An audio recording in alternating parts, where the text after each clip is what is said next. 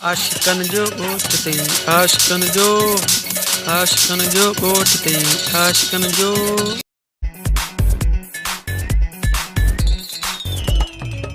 ये तो सागो गूंगो है बोड़ा ही मला सिज मिलाना त्या गाड़ी आयो के क्यों पूछा क्या दिसा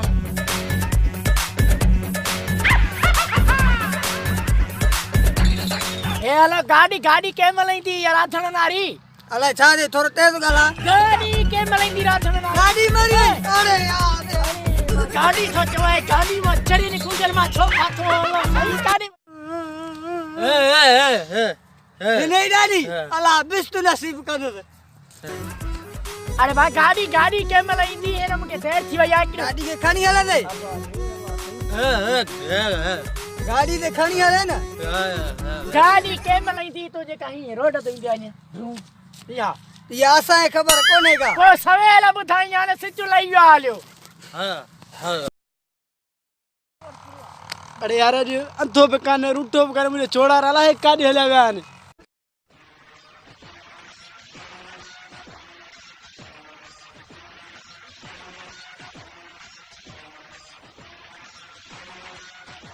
माण्हू ॻोठ में आहिनि न तार वधीक प्याण सुणा माण्हू तू ॾिठा किथे नहीं ते सुणा माण्हू तूं अॼुकल्ह घुमी किथे ख़बर कोन्हे निंद्र पे न बता तो क्यों था अहिड़ा चंपा खणी दे दून हणी कुटे छंदो सां तो ख़बर न आहे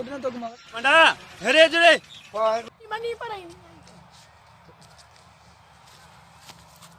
अरे भुतार अरे रे पिनी तो पियो असां खाराई छणंदो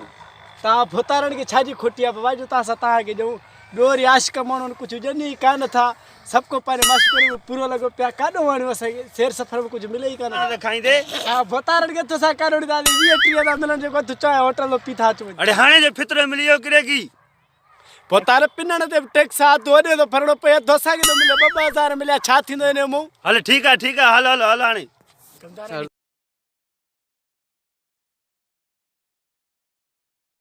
हले ओए दाटी छता सीता है ना आने अए बाहर कौन दी बारी बाला भाऊ ये राधना नारी गाड़ी के मन मिलंदी राधना नारी गाड़ी हां मैं शहर में न आयो अल्लाह रे मां चरण में छो फातो आती ती रात में एक कुती तो बाड़े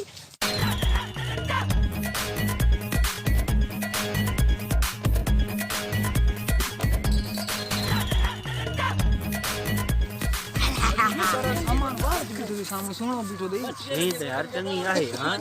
अच्छा पासो चले रे अरे अॼुकल्ह किथे थी रही आजकल जे ॻोठ में केनी थी हलो जी मूंसां भला शादी करे वॾी थी कंदुसि मुझे मंडे दा निकाह चला इहो मंडो हां ठीक आहे ने मंडे दा मिलां तो मां ॾिसां थो ने मंडे खे इनजी ख़बर पवंदी आशिकन जो गोश्त ते